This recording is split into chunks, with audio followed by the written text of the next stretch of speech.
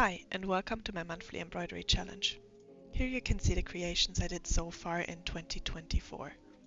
This year I wanted to do embroidery on a corset pattern, and I'm choosing a piece each month and get creative. This is the video for the April embroidery. Keep watching to see what I came up with this month. Let's talk material. This is the part of the pattern that I'm embroidering this month. Of course I need a pen and a lot of embroidery thread. Before I can start with the design of this month, I have to define the space for this embroidery. For this I'm just using the pattern as a guideline, and I draw in the holes for the garments later and give some seam allowance all around. The previous months I designed rather abstract shapes for my embroidery, but this month I felt like flowers, so I will embroider some tulips. The hardest part about each month's embroidery is usually the start, because I usually don't really plan my embroidery designs. I just start, do something and don't think about it too much. This month I was really inspired by all the tulips outside. I feel like there were more tulips than last year here. And I do really like tulips because they're such simple flowers with such strong colors. I don't know, I really like it.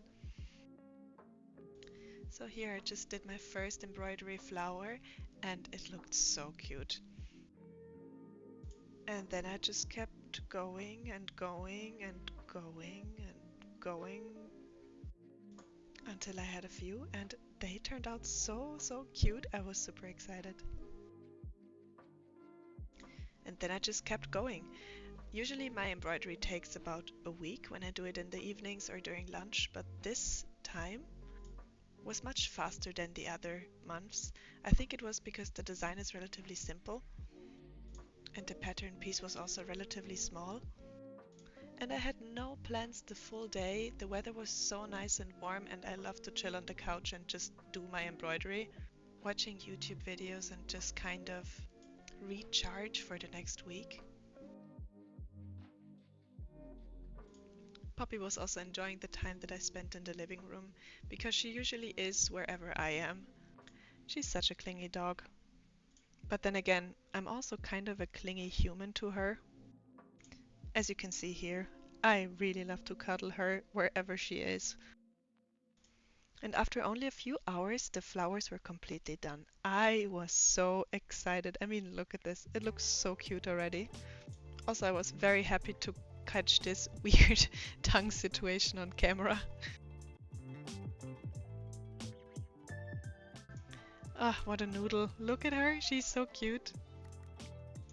After finishing all the flowers, I started with making the stems, which just means that I kept on embroidering, sitting on the couch, watching YouTube videos and just recharging for the week.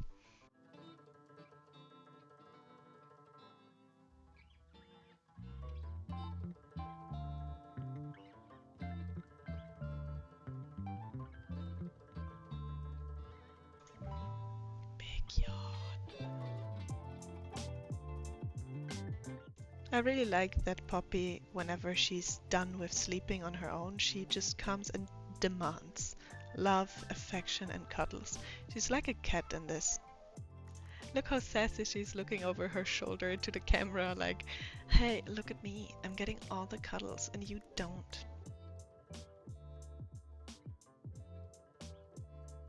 I was honestly so happy to have caught all of this on camera, because usually these are the moments that I spend alone with Poppy and it's just the two of us, we're just cuddling and I'm not on my phone or anything. So to have this saved is, I don't know, it's so nice. I really love to look at this to see how she's enjoying my company, even though I had to really cut out a lot because I think we spent 10 minutes in this position.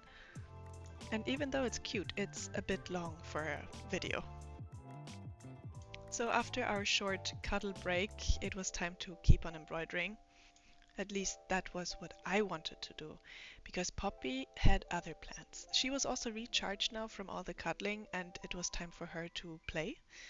And she can be very persistent.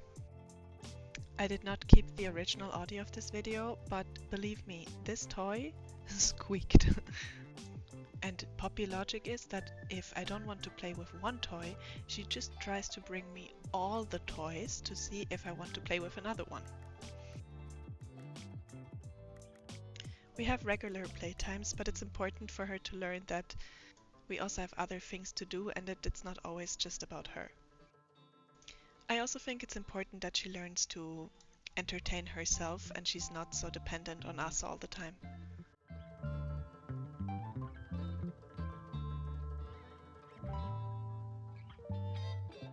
Usually when I ignore her play attempts long enough, she also settles down again. Like here, she just goes back to her favorite spot when the sun shines and she just slumps down and takes a nap. At this point in my embroidery, I was kind of tired already, but I just thought I want to finish it in one day because I'm already that far, so I just kept on going. Maybe you're wondering, why did I choose this project? Well, to be honest, I don't really know why. I just really like these long-term projects or something that you work on for a longer time because you learn so much in the process, and I really like to see the development from start to finish. Here you can see the flowers with the stems, and I started to make the leaves.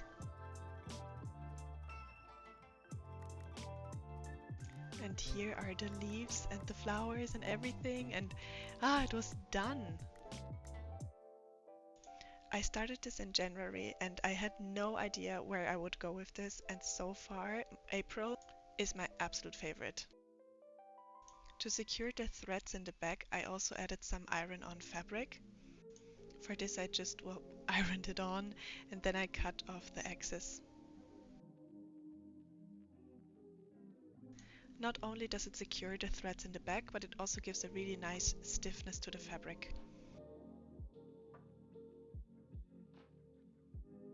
After this step, this was the first time that it actually felt like I was really doing something nice with the project. I think it's because now these pieces feel kind of complete, like they're ready to be sewn together or to be used properly. So that's it. That was my April embroidery. It was a really fun make. I think it looks really, really cute, and it makes me wonder if from now on I will only do flower embroidery, but I guess we'll see. Anyway, thank you so much for watching, and please subscribe to support my channel. It really means a lot to me.